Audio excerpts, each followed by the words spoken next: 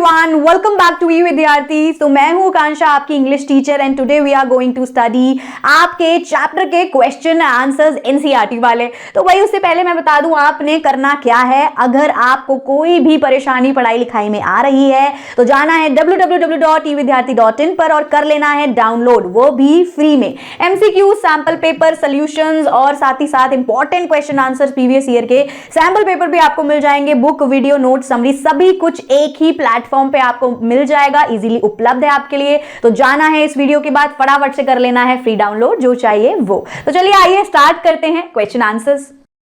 Hello बच्चों, welcome back. आज हम मिलकर आपकी बुक से एक बहुत ही इंटरेस्टिंग एक्सरसाइज सॉल्व करने वाले हैं और उसका नाम है let us discuss. I hope आप सब एकदम रेडी हैं। तो जल्दी से अपनी नोटबुक्स और पेन्स निकाल लीजिए। हम साथ में सारे क्वेश्चन सॉल्व करेंगे और आप चेक कर सकते हैं कि आपके आंसर्स कितने सही हैं। चलिए शुरू करते हैं। ओके, तो पार्ट 1 में हमारे पास है कुछ ट्रू और फॉल्स स्टेटमेंट्स। मैं हर स्टेटमेंट को पहले इंग्लिश में पढ़ूंगी, फिर हिंदी में समझाऊंगी। आपको सोचना है कि वो सही है या गलत। ध्यान से सुनिएगा।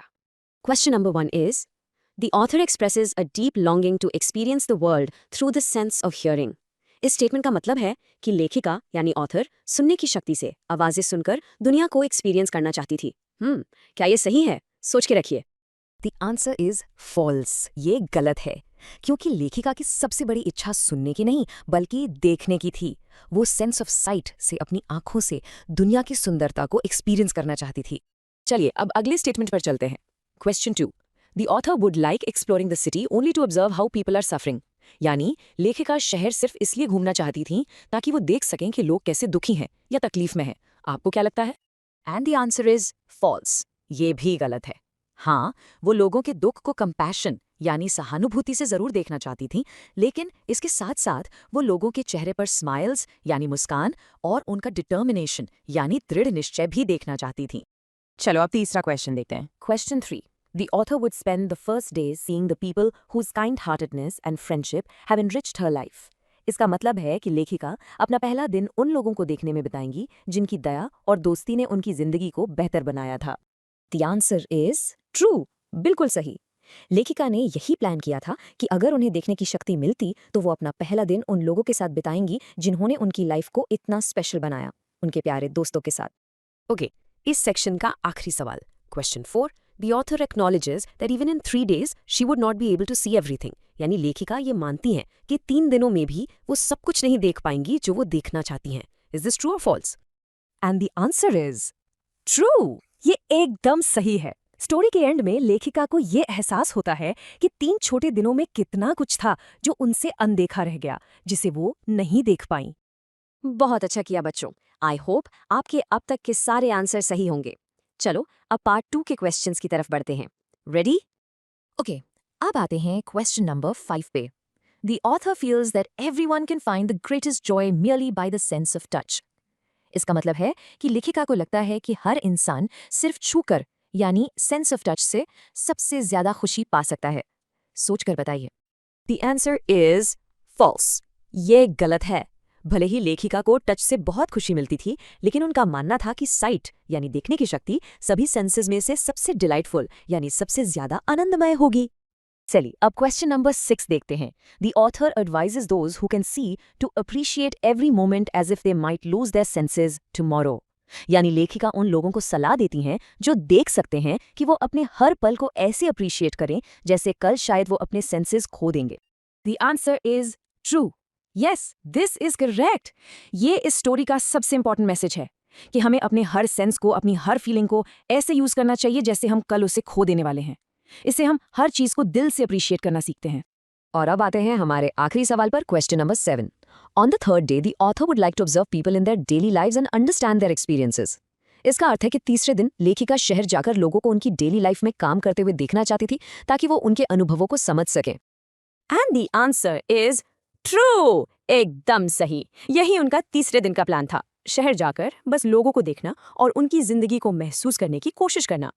ओके, तो हमारा पहला सवाल यानी क्वेश्चन नंबर 2 एक बहुत ही इंटरेस्टिंग टेबल के बारे में है। इसमें हमें हेलन केलर की 3 दिन की विशेस को कंप्लीट करना है। रेडी हैं आप? Let's see the question. So the question is, complete the table given below with what Helen Keller wanted to do on the 3 days if she had sight. इसका मतलब है कि हमें नीचे दी गई टेबल को पूरा करना है हमें इसमें लिखना है कि अगर हेलन केलर को 3 दिनों के लिए साइट यानी देखने की शक्ति मिल जाती तो वो उन 3 दिनों में क्या क्या करना चाहती थी। चलिए अब आंसर देखते हैं। इसे आराम से पॉइंट बाय पॉइंट अपनी नोटबुक में लिखिएगा। Day 1. See the people whose kindness and companionship have enriched her life.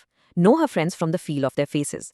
यानी पहले दिन वो उन लोगों को देखना चाहती थी जिनकी काइंडनेस यानी दया और कंपेनियनशिप यानी साथ ने उनकी लाइफ को बेहतर बनाया था। वो अपने दोस्तों को उनके चेहरे फील करके नहीं बल्कि अपनी आंखों से देखकर पहचानना चाहती थी। अब आते हैं Day 2 पर। Arise with the dawn, observe the transformation of night into day. Visit museums to see Earth's history and man's progress. इसका मतलब है कि दूसरे दिन वो सुबह सुबह उठकर रात को दिन में बदलते हुए यानी सनराइज को ऑब्जर्व करना चाहती थी और फिर वो म्यूजियम्स जाकर अर्थ की हिस्ट्री और इंसानों की प्रोग्रेस यानी तरक्की को देखना चाहती थी। And finally Day 3. Observe people in their daily lives, understand their experiences by sight, explore the work a day world. तीसरे दिन वो आम लोगों को उनकी डेली लाइफ में ऑब्जर्व करना चाहती थी, उनके एक्सपीरियंसेस को देखकर समझना चाहती थी और उनकी कामकाज की दुनिया यानी वर्क अ डे वर्ल्ड को एक्सप्लोर करना चाहती थी। आराम से इस टेबल को कंप्लीट कर लीजिए। बहुत बढ़िया। आई होप आपने टेबल आराम से कंप्लीट कर ली होगी। अब जब हमें ये पता चल गया है कि वो क्या देखना चाहती थी, तो हमारा अगला क्वेश्चन ये एक्सप्लोर करता है कि वो बिना साइट के लोगों को सी यानी फील कैसे करती थी। Let's move to our next question. The question is, the author says that you need eyes to be able to see the true self of a person. Therefore, she refers to the eye as window of the soul. How is the narrator able to understand the feelings of a person? ये question कहता है कि author के अनुसार किसी इंसान के true self यानी उसके असली रूप को देखने के लिए आंखों की जरूरत होती है। इसीलिए वो आंखों को विंडो ऑफ द सोल यानी आत्मा की खिड़की कहती हैं। तो सवाल ये है कि नरेटर यानी हेलन केलर लोगों की फीलिंग्स को कैसे समझ पाती थी। इसका आंसर यहाँ से शुरू होता है। The narrator understands feelings through her sense of touch, specifically by feeling faces. मतलब नरेटर लोगों की फीलिंग्स को अपने एक बहुत ही खास सेंस से समझती थी और वो था उनका सेंस ऑफ टच। वो लोगों के चेहरों को फील करके यानी महसूस करके उनके इमोशंस को जान लेती थी। और इस बात का सबूत हमें उनके अपने शब्दों में मिलता है। ये हेलन केलर का एक पावरफुल कोट है। I can only see through my finger tips the outline of a face. I can detect laughter, sorrow and other obvious emotions. I know my friends from the feel of their faces. यहाँ वो खुद कहती हैं कि वो देख सकती हैं लेकिन अपने फिंगर टिप्स से। वो चेहरे का आउटलाइन फील करके लाफ्टर यानी हंसी और सॉरो यानी दुख जैसे इमोशंस को डिटेक्ट कर लेती थी। उनके लिए उनके दोस्तों की पहचान उनके चेहरों का फील था। तो इस आंसर को हम इस तरह कंक्लूड करेंगे। By touching a face, she could sense physical changes like a smile or tension, which revealed a person's feelings. इसका मतलब है कि जब वो किसी का चेहरा टच करती थी तो वो उस पर होने वाले छोटे छोटे फिजिकल चेंजेस को सेंस कर लेती थी, जैसे कि स्माइल की शेप या गुस्से या दुख में आने वाली टेंशन। यही फिजिकल चेंजेस उन्हें उस इंसान की असली फीलिंग्स के बारे में बता देते थे। शाबाश, बहुत अच्छे से काम किया आपने। ये थे हमारे दोनों क्वेश्चंस के आंसर्स। मेक श्योर आपने इन्हें अपनी नोटबुक में अच्छे से लिख लिया है। इन्हें रिवाइज करते रहिए और हमेशा नया सीखते रहिए। Thanks for joining me today. अगली बार मिलते हैं। Bye bye. तो आई होप कि आपको क्वेश्चन आंसर्स अच्छे से समझ आ गए हैं, एक एक क्वेश्चन का आंसर मिल गया है। सो इसी के साथ फिर मिलेंगे किसी और वीडियो में। Thank you so much for watching. Bye bye.